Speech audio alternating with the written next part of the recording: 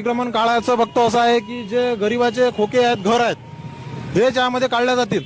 हे डीपी आहे, हे सरकारची डीपी आहे, गव्हर्नमेंटची डीपी आहे. हे डीपी हे काढू शकत नाहीत ना, हे कोणते पैल काढू शकत नाही तिथं. फक्त हे काढू शकतात तुमच्या गरिबांचे खोके, आणि ज्या खोकेवर म्हणजे असं म्हणा की हजारो लोकांचे घर चालतात, हे अतिक्रमणचे खोके फक्त काढल्या चाललेले आहेत दर्यापूरमधून. आणि आपण जर हे म्हटलं तर हा खंबा आहे, आता हे डीपी आहे, हे काढू नाही शकत.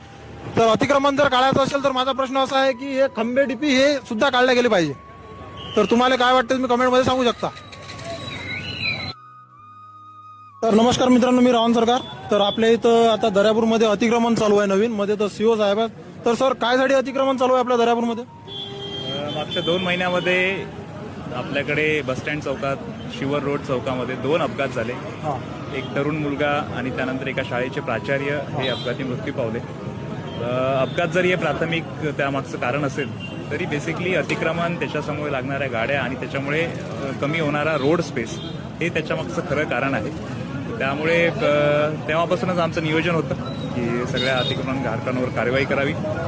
फक्त यामध्ये कोणाचं नुकसान व्हावं अशी आमची इच्छा नाही. आम्ही याद्वारे सगळ्यांना आवाहन करतो की त्यांनी स्वतःहून स्वतःचं ते जे सामान आहे ते काढून घ्यावं, स्वतःहून स्वतःचं अतिक्रमण काढून घ्यावं.